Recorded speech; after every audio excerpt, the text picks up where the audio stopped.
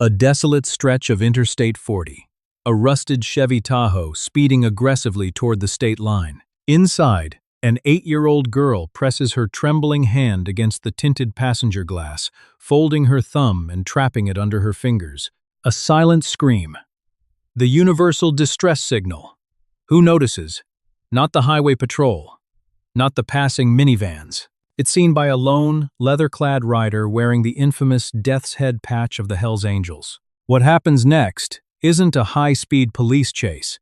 It's a calculated, terrifying mobilization of 113 outlaw bikers, descending like a thunderous plague to deliver their own brutal brand of justice. The mid-July sun beat down mercilessly on the asphalt of Interstate 40, creating shimmering mirages that danced over the blacktop. Inside a battered 2014 Chevy Tahoe, the air conditioning was broken, replaced only by the stifling heat and the acrid stench of stale cigarettes and nervous sweat.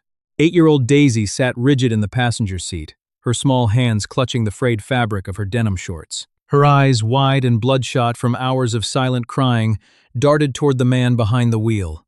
Richard Cobb. He wasn't her father, though he had demanded she call him that for the past 6 months. He was her mother's ex-boyfriend, a man whose volatile temper and shadowy past had finally culminated in him snatching Daisy from her elementary school playground just 3 hours earlier.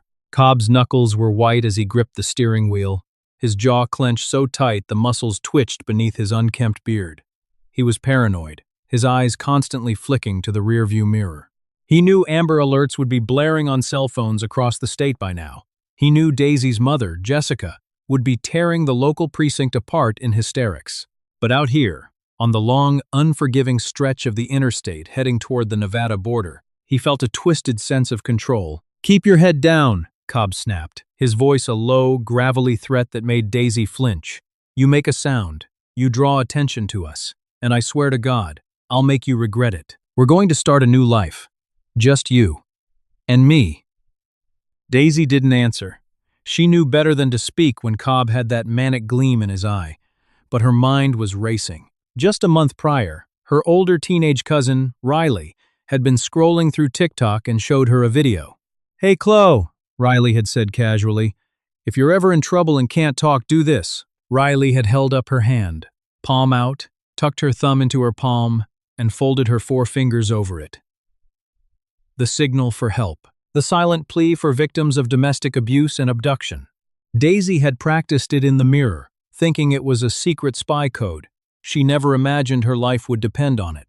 As the Tahoe merged into the left lane to pass a line of slow-moving semi-trucks, Daisy saw her chance. A heavy vibration shook the car, a deep, guttural roar that rattled the loose change in the cup holder.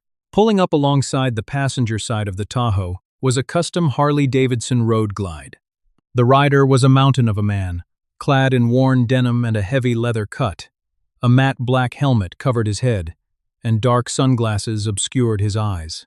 But what caught Daisy's attention was the large, menacing patch on his back, the winged skull. He was a patched member of the Hells Angels Motorcycle Club. Bobby Brick Henderson had been riding for 20 years. He was a man who lived outside the bounds of conventional society, a man who had seen his fair share of violence and chaos. He was heading back to the local charter clubhouse after a solo run to clear his head.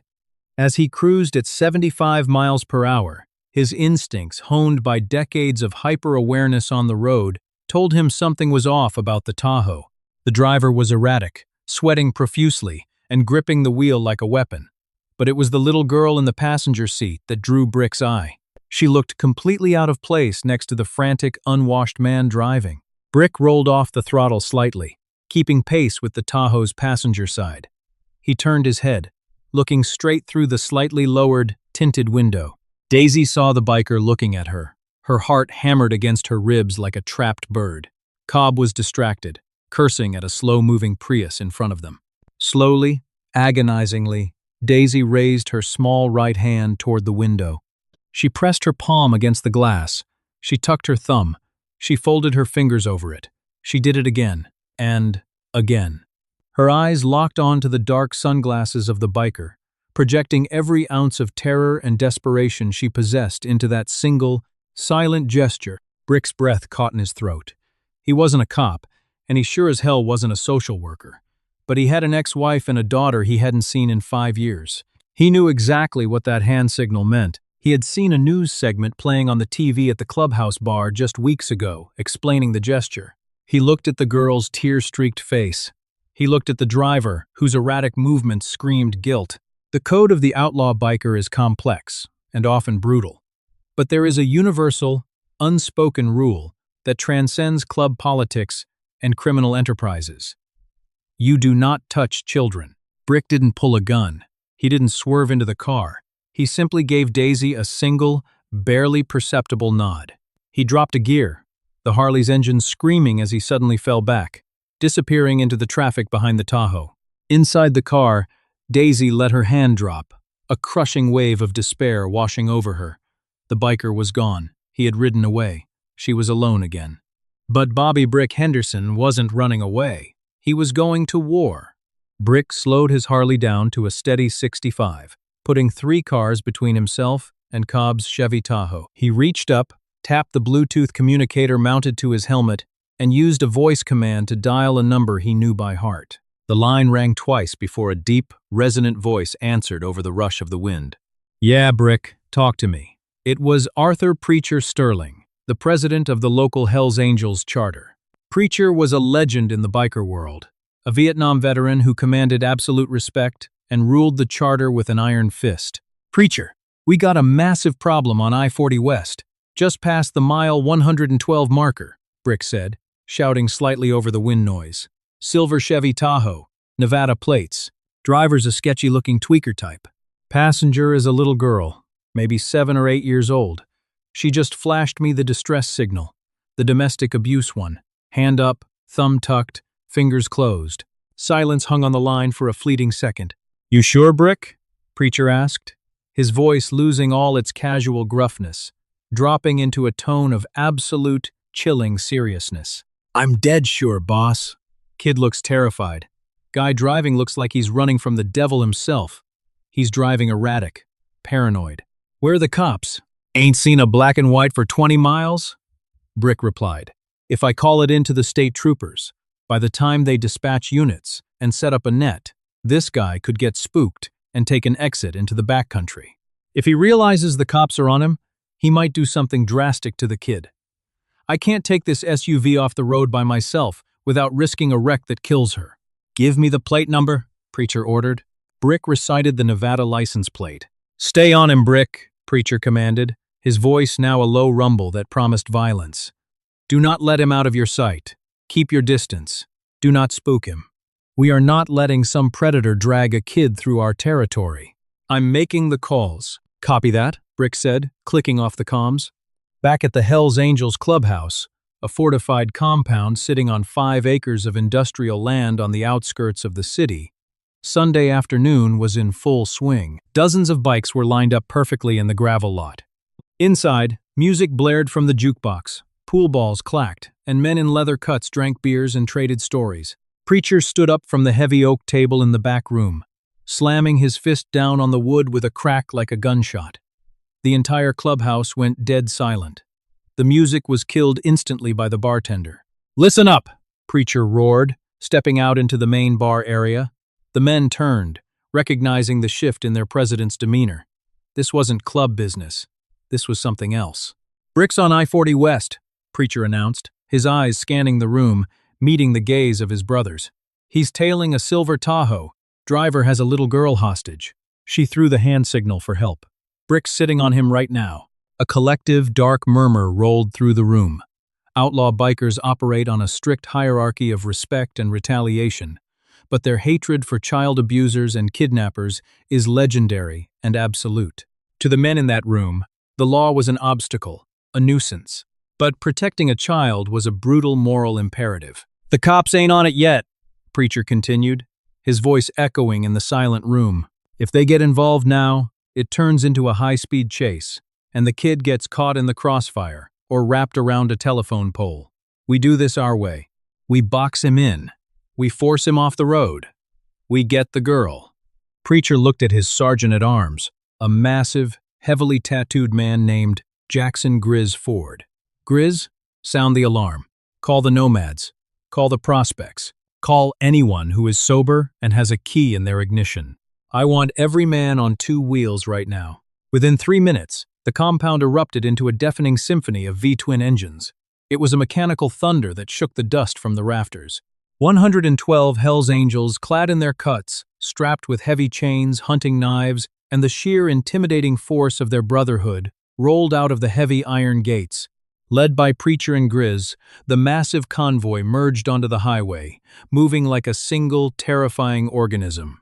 Back on I-40, Cobb was beginning to feel the creeping chill of paranoia. He checked his mirror again. The lone biker from earlier was gone, but now there was another one, and another, just riding behind him, keeping pace. "Daddy," Daisy whispered, her voice cracking. "I need to go to the bathroom." "Shut up!" Cobb screamed, slamming his hand against the dashboard. "You hold it! We aren't stopping until we cross the state line." He looked in the rearview mirror again. The two bikers were still there, and as they crested a long, sloping hill, Cobb's blood ran cold. Rising from the horizon behind them, a dark, undulating wave of metal and leather was pouring over the crest of the interstate. It looked like a swarm of locusts.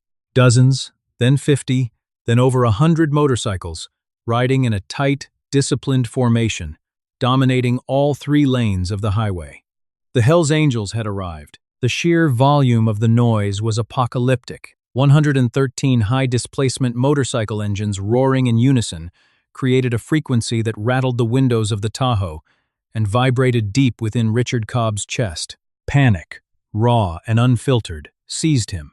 He slammed his foot on the accelerator, pushing the rusted Chevy to 85. Then, 90 miles per hour. The engine whined in protest, the steering wheel shaking violently in his hands. "What is happening?" Daisy cried out, covering her ears as the deafening roar of the motorcycles overtook them. She looked out the window and gasped. They weren't just behind them anymore. A vanguard of 10 bikers, led by Grizz on a massive, blacked-out street glide, had accelerated past the Tahoe on the left, easily matching Cobb's desperate speed. They didn't look at him. They just rode, holding the lane with terrifying precision.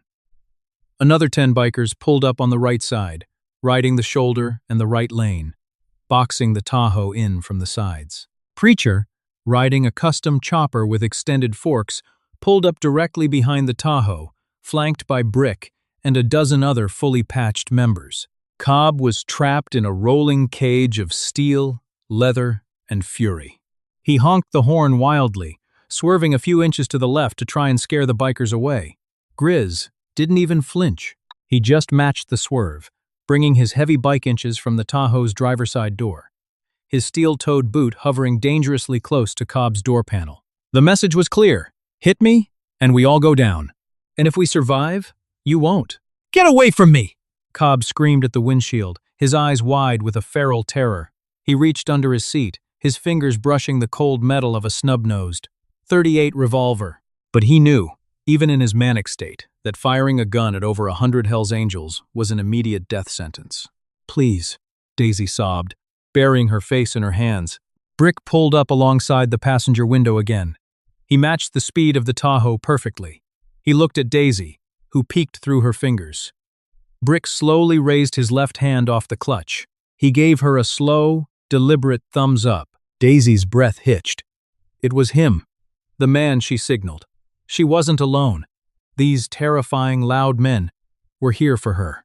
Up ahead, Preacher saw the green sign for Exit 42, an abandoned way station, and a dusty, closed-down truck stop that hadn't seen business in a decade. It was the perfect trap. Preacher signaled Grizz with a sharp hand gesture. The orchestration that followed was a masterclass in intimidation and control. The vanguard of bikers in front of the Tahoe suddenly began to decelerate, rolling off their throttles and applying their brakes. Cobb cursed, slamming on his own brakes to avoid rear-ending the wall of motorcycles in front of him. As the Tahoe's speed dropped from 90 to 60, then to 40, the bikers on the left and right began to close the gap, squeezing the SUV. Cobb had nowhere to go. If he veered left, he hit a biker. If he veered right, he hit a biker. "Take the exit!" Grizz shouted, his voice cutting through the roar of the engines. He pointed forcefully toward the off-ramp for exit 42. Cobb shook his head violently. No, no, I'm not pulling over. He tried to accelerate, hoping to break the line in front of him. In response, 3 bikers in the vanguard turned their heads, their faces masked by bandanas and sunglasses, and reached into their leather vests. They didn't draw weapons, but the implication was enough. The formation tightened, the bikes in front slowed down even more, forcing the Tahoe down to 20 miles per hour. The bikers on the left leaned in, physically herding the 2-ton vehicle toward the right lane, toward the exit ramp. Cobb was weeping now, tears of pure, cowardly terror streaming down his face. He was a man who preyed on the weak, on women and children. Faced with a unified wall of absolute masculine aggression, he crumbled. Defeated, Cobb turned the steering wheel to the right, guiding the Tahoe off the interstate and down the cracked, weed-choked asphalt of the exit ramp. The entire convoy followed. 113 motorcycles poured down the ramp like a river of black oil, completely surrounding the Tahoe as it rolled into the massive, empty parking lot of the abandoned truck stop. Cobb brought the car to a halt in the center of the lot. He threw it into park, his hands shaking so violently he could barely release the gear shift. The sound of the engines didn't stop. The bikers began to circle the car. Around and around they went, a deafening, dizzying carousel of roaring chrome and hard-eyed men. The dust kicked up by their tires created a thick, choking cloud that blocked out the late afternoon sun. Then, on a silent, unseen cue, every single engine cut out at exactly the same time. The sudden silence was more terrifying than the noise. The only sound was the ticking of the Tahoe's overheated engine and Cobb's ragged breathing. Through the dust, the heavy thud of kickstands hitting the asphalt echoed across the lot. One by one, over 100 Hell's Angels dismounted. They didn't rush the car. They didn't yell. They simply began to walk, slowly and deliberately, toward the rusted Chevy Tahoe, forming an impenetrable ring of leather, denim, and raw justice around Richard Cobb. And at the front of the pack, pulling off his leather gloves, walked Preacher. The silence in the abandoned truck stop parking lot was absolute, save for the ticking of the Tahoe's overtaxed radiator and the crunch of heavy boots on loose gravel. 113 men stood motionless, forming an impenetrable human wall of leather and denim around the vehicle. The air was thick with the smell of exhaust, hot asphalt, and a palpable, violent tension. Arthur Preacher Sterling didn't march. He stalked. He moved with the slow, deliberate grace of an apex predator that knew its prey had nowhere left to run. The dust settled on his boots as he approached the driver's side of the Tahoe. Behind the heavily tinted glass, he could see the silhouette of Richard Cobb, rigid with a terror so profound it radiated through the steel door. Inside the stifling cabin, Cobb was hyperventilating. His chest heaved as he frantically mashed the electronic door lock button, the mechanical thunk, thunk, thunk echoing hollowly in the quiet car. He looked to his left, right, and straight ahead. Everywhere he looked, he saw the death's head insignia. He saw heavily tattooed arms crossed over broad chests. He saw cold, unforgiving eyes staring back at him from beneath leather cuts and dark bandanas. "Daddy, what's happening?" Daisy whimpered, her voice barely a squeak. She was huddled against the passenger door, trying to make herself as small as possible. "Shut up! Just shut up!" Cobb hissed, spittle flying from his lips. His right hand plunged beneath the driver's seat, his trembling fingers wrapping around the checkered grip of his snub-nosed .38 Special. He pulled it out, resting the barrel on his thigh, his finger twitching near the trigger. Outside, Preacher stopped exactly 2 feet from the driver's side window. He stood there for a long, agonizing moment, letting the psychological weight of the situation crush whatever meager resolve Cobb had left. Then, very slowly, Preacher raised his right hand. He wore heavy, reinforced leather riding gloves. He tapped his index finger against the glass. Tap, tap, tap. It wasn't a request. It was an eviction notice. When Cobb didn't move, Preacher leaned in, his face inches from the glass. He didn't yell. He didn't need to. His voice, a low, gravelly baritone, cut through the glass with chilling clarity. "Roll the window down, son, or we'll take it out. The choice is yours, but the outcome is exactly the same. Cobb's grip on the revolver tightened until his knuckles turned a sickly yellow. "I have a gun!" he screamed, his voice cracking hysterically. "I'll shoot!" "I swear to God, you take one more step, and I'll blow your head off." Preacher didn't flinch. He didn't even blink. He just let out a slow, heavy sigh, shaking his head slightly as if disappointed by a slow child. He looked over his shoulder at his sergeant-at-arms, Jackson Grizz Ford. "He says he has a gun, Grizz," Preacher said, his tone conversational, almost bored. Grizz, a man whose sheer mass made the Harley he rode look like a child's toy, stepped forward. He didn't carry a weapon. He simply raised his hands, wrapped in thick chainmail riding gloves. "Well, Preacher," Grizz rumbled, "I guess that means we skip the polite introductions." On the other side of the Tahoe, Bobby Brick Henderson had moved silently to the passenger door. Through the window, he locked eyes with Daisy. She was crying now, tears streaming down her pale, dirty cheeks. Brick removed his dark sunglasses, revealing warm, deeply lined brown eyes. He pressed his face near the glass and smiled gently. He held up his hand and slowly replicated the signal she had given him on the highway thumb, tucked fingers folded. Daisy gasped softly. She recognized him, the man from the highway, the man who had nodded. Brick tapped the glass gently and pointed to the manual lock mechanism sticking up from the door panel. He mouthed the words, "Pull it up." Inside, Cobb was completely focused on Preacher and Grizz, pointing his shaking revolver toward the driver's window. "Back off. I'm warning you. I'm taking the girl, and we're leaving." "You aren't taking shit," Preacher growled, the facade of patience instantly vanishing, replaced by a terrifying, cold fury. "You have exactly 3 seconds to drop that iron and step out of this vehicle, or my men are going to peel this tin can apart with our bare hands, and we are going to start with you." "One!" Grizz barked. Cobb swung the gun wildly, aiming at Preacher's chest through the glass.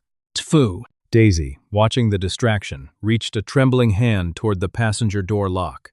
Her small fingers pinched the plastic knob. 3. Chaos erupted in a coordinated, brutal ballet. Brick didn't wait for Daisy to pull the lock. Recognizing Cobb was about to pull the trigger out of pure panic, Brick drew a heavy steel flashlight from his belt and brought it down with devastating force against the passenger window. The tempered glass shattered instantly, raining down in a cascade of glittering diamonds. Simultaneously, Grizz swung a massive chainmail-wrapped fist straight into the driver's side window. The glass exploded inward, showering Cobb with jagged shards. Cobb shrieked, blindly pulling the trigger of the .38. Click. In his blind panic, Cobb had forgotten to disengage the safety mechanism of the old revolver.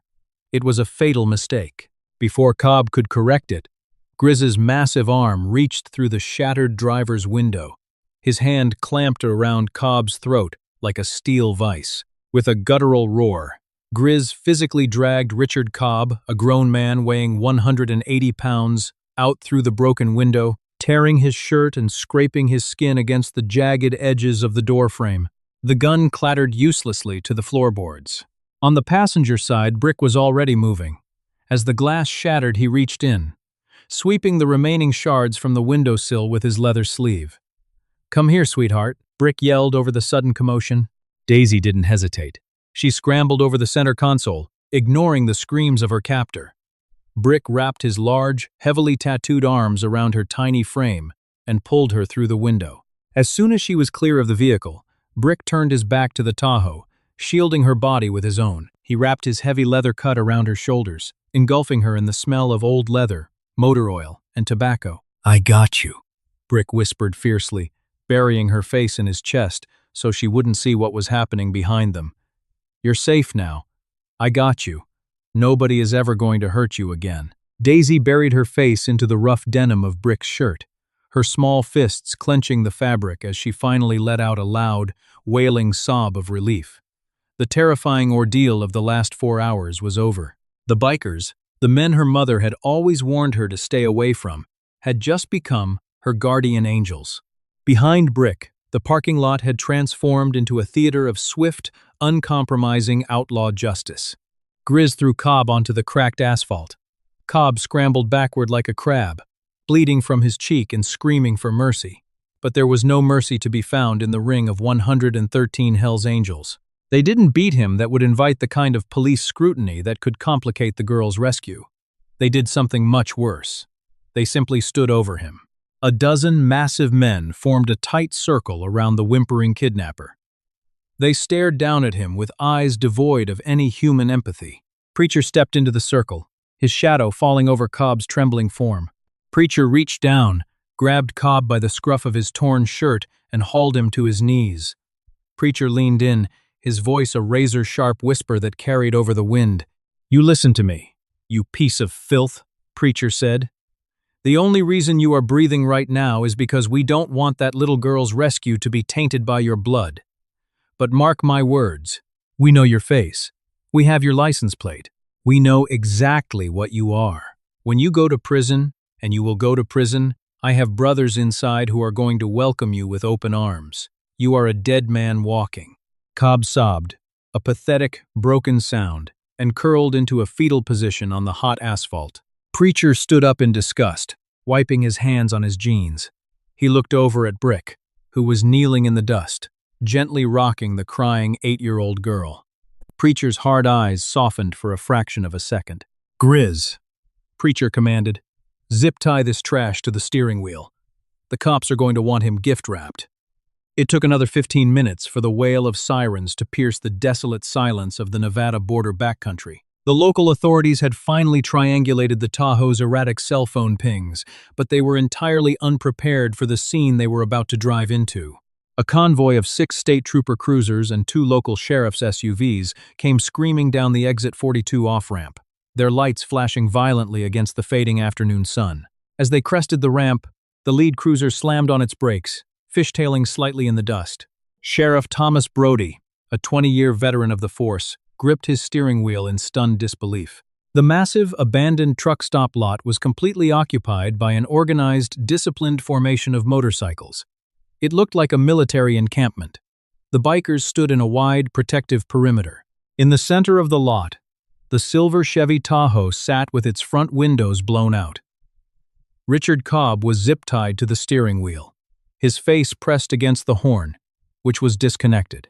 And off to the side, sitting on the saddle of a custom Harley Davidson, was 8-year-old Daisy. She was wearing a Hell's Angels cut that swallowed her completely, drinking from a bottle of water a heavily bearded biker had given her. 5 giant men stood facing outward around the bike, shielding her from the sight of the police arrival and the restrained kidnapper. "Holy hell," Deputy Miller muttered from the passenger seat of the cruiser. "Sheriff, that's the whole local charter. What do we do?" "We proceed with extreme caution," Sheriff Brody said, unholstering his weapon but keeping it pointed squarely at the floorboards. "We are walking into their house right now. Keep your hands visible." The officers stepped out of their vehicles, their hands resting cautiously on their duty belts. The tension spiked instantly. 113 Hell's Angels turned in unison, staring down the lawmen. The historical animosity between the two factions was a heavy, suffocating blanket over the lot. Sheriff Brody took a deep breath and walked forward. The sea of bikers silently parted for him, a tactical move that told Brody exactly who was in charge. They funneled him directly toward Arthur Preacher Sterling. Preacher stood with his arms crossed, smoking a cigarette.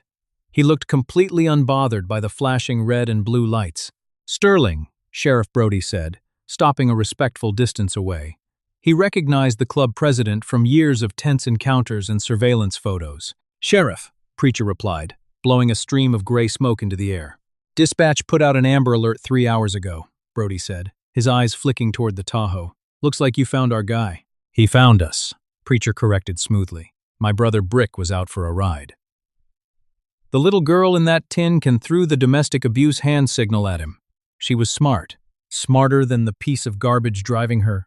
We just made sure he pulled over safely so you boys could do your paperwork." Brody looked at the smashed windows, the bleeding man zip-tied to the wheel, and the dented door panels. "Looks like he had a rough time pulling over. Must have hit a pothole," Grizz chimed in from behind Preacher, his face in a motionless mask. Brody didn't push it. He knew better. He looked past Preacher to where Daisy sat on the motorcycle, completely safe. A wave of profound relief washed over the seasoned lawman. In his line of work, Missing children cases rarely ended with the child sitting up, drinking water, surrounded by a private army of protectors. "Is she hurt?" Brody asked softly. "She's scared, she's tired, and she's hungry," Preacher said. "But nobody laid a finger on her. We've been keeping her distracted." "Her mother is in a cruiser about 10 minutes behind us," Brody said. "We were rushing her to the state line command post when we got the ping." Preacher nodded once. "We'll wait." 10 minutes later, a lone, unmarked police sedan sped down the ramp. Before the car had even fully stopped, the rear door flew open. Jessica, a frantic, tear-stained woman in her early 30s, stumbled out onto the gravel. She looked around wildly at the sea of intimidating bikers, the police cars, and the smashed Tahoe. "Daisy!" she screamed, her voice tearing through the quiet lot, raw with a mother's desperation. "Daisy!" From behind the wall of leather-clad giants, a small voice answered.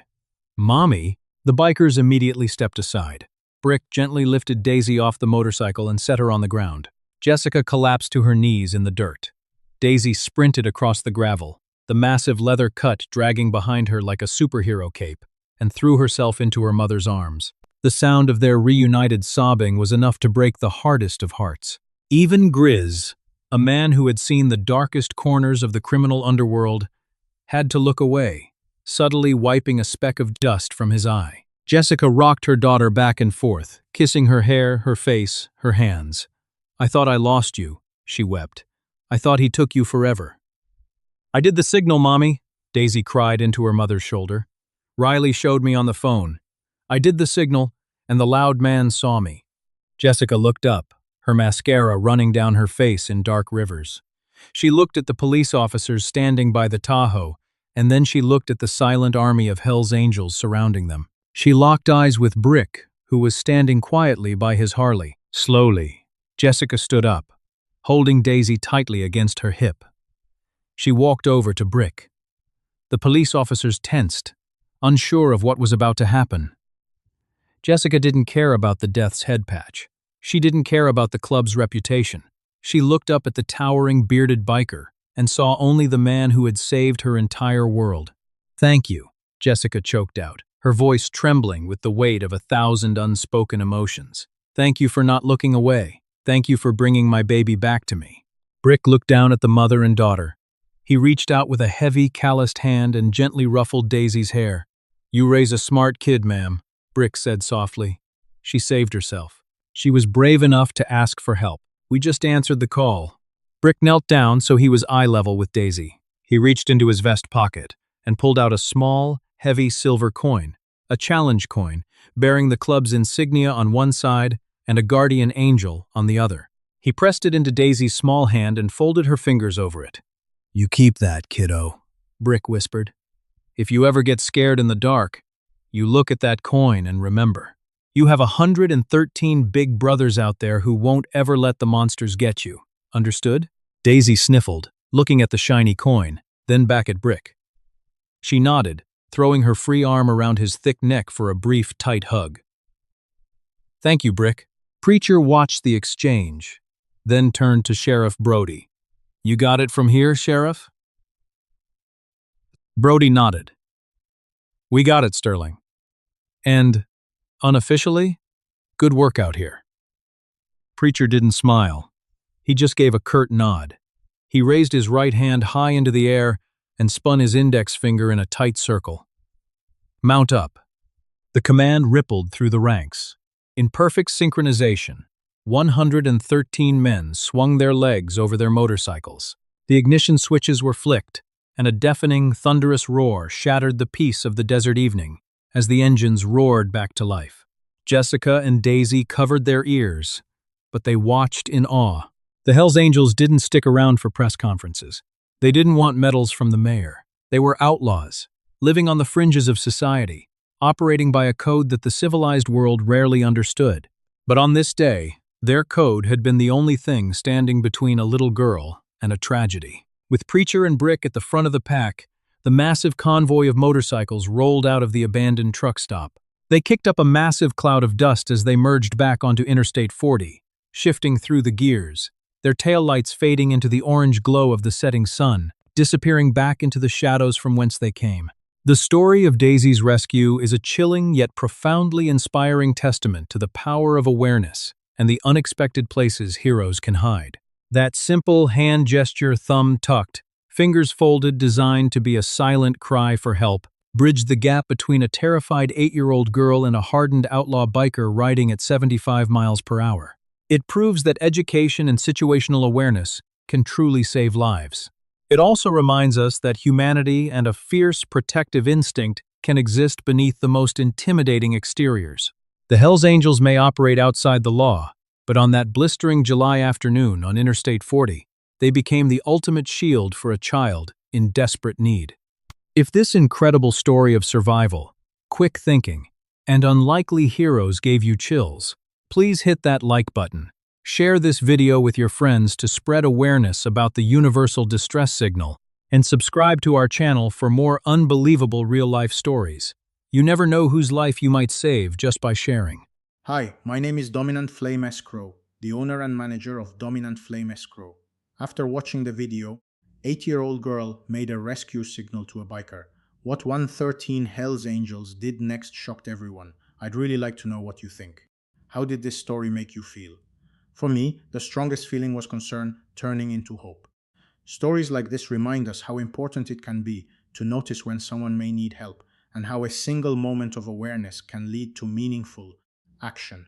It also highlights the value of people coming together when a situation calls for support. What part of the story stayed with you the most? Was it the girl's quick thinking, the response from the bikers, or the message behind the events? I'd really like to hear how you saw it. One takeaway I found meaningful is that paying attention to the people around us matters. Sometimes simply being observant, listening carefully, or checking in on someone can make more of a difference than we realize. Thank you for watching and spending time with us today. If this story gave you something to think about, feel free to share your thoughts in the comments. And if you enjoy stories like these, a like or subscription is always appreciated if you feel the channel is worth following.